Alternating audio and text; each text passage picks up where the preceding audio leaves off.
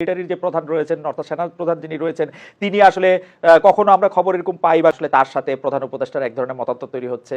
তিনি ক্ষমতায় টিকে থাকলে তিনি আবার শেখ হাসিনাকে ফিরিয়ে নিয়ে আসতে পারেন, তিনি একটি বিপ্লব করে ফেলতে পারেন, এরকম আপনার কি বিবেচনা এবং তাকে সেনা প্রধান রাখাই ঠিক আছে কিনা? আমি তো দোষের কিছু দেখি না। এক, দুই নম্বর হচ্ছে যে সবই গুজব। গুজবের তো অন্তহীন গুজব, গুজবে শুনে লাভ নেই। আর সেনাবাহিনী তো আছেই, সেনাবাহিনী কিভাবে নিবে?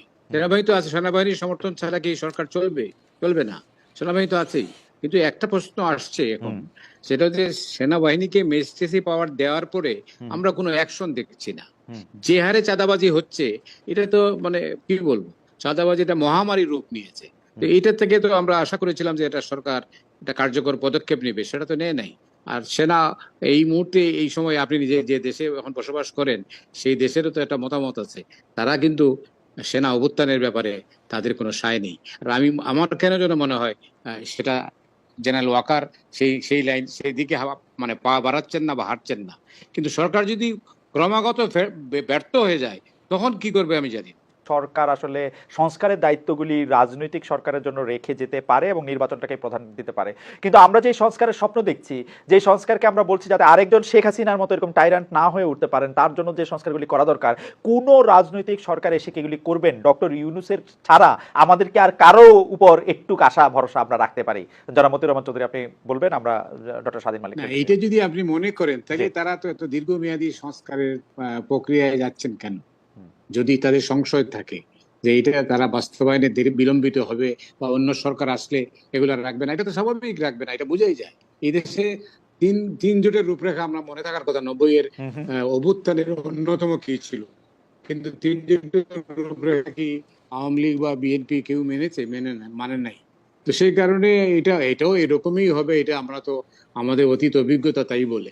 তারা একটা রূপরেখা দিয়ে যেতে পারে। নির্বাচন ছাড়া আমি আমি মনে করি যে এই মুহূর্তে যদি নির্বাচনের রোডম্যাপ ঘোষণা করা হয় তাহলে মাঠে যাবে পলিটিক্স, অন্যরকম অবস্থা হয়ে যাবে। আর নাইলে কিন্তু সরকার ক্রমশ দুর্বল হচ্ছে, আপনি নিশ্চয়ই টের পাচ্ছেন। তো এই সরকার যদি আরো সচল হইতে হয়, সবল হইতে হয়, তাইলে কিন্তু আপনাকে নির্বাচনের দিকে যেতেই হবে। স্বাধীন ভাই একদম বাস্তব অবস্থারই এটা প্রতিফলন ঘটেছে ওনার বক্তব্যে। তা আমিও মনে করি যে আসলে নির্বাচনই হচ্ছে একমাত্র উপায়, নির্বাচনের মধ্যে দিয়েই কি হইতে পারে। কিন্তু না হলে কিন্তু আপনি যদি মনে করেন যে আপনি অনেকদিন থাকবেন, বাংলাদেশের অভিজ্ঞতা তো আমরা নিকট অতীতেই দেখলাম, এটা বোধহয় না হলেই ভালো হয়। এই চিন্তা মাথায় না থাকলেই ভালো হয়। প্রফেসর ইউনূস তার কাজে ফিরে যেতে চান। আমি তার সাথে কথা বলেছি কয়েকদিন আগে, তিনি আমাকে যেটা বলেছেন যে আমি যত দ্রুত সম্ভব আবার আমার কাজে ফিরে যেতে চাই।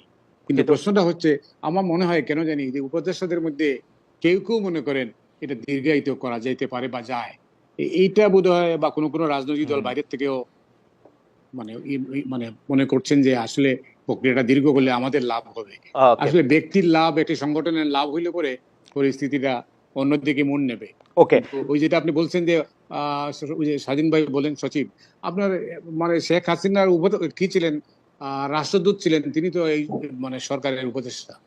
এটার কোনো বিকল্প তো নাই, থাকতেই হবে। লতিফুর রহমান সাহেব তো চিফ জাস্টিস ছিলেন, ফিরে এসে উনি দায়িত্ব নিয়ে কি করেছেন এটা তো অন্যরকম, সেইভাবে দেখাতে হবে। প্রফেসর ইউনূস যদি আমার সময় থাকে আমি 10 সেকেন্ডে একটা কথা বলি। প্রফেসর ইউনূসের মধ্যে একটা মানে সংঘাত মানে কি কাজ করছে। তিনি একদিকে শান্তিতে নোবেল পুরস্কার পেয়েছেন, অন্যদিকে তিনি শাসক তথা রাষ্ট্র পরিচালনার দায়িত্বে আছেন। তার কোনো হার্ড লাইনে যাওয়ার মতো অবস্থা তার মধ্যে একটা দ্বিধা দ্বন্দ্ব কাজ করে।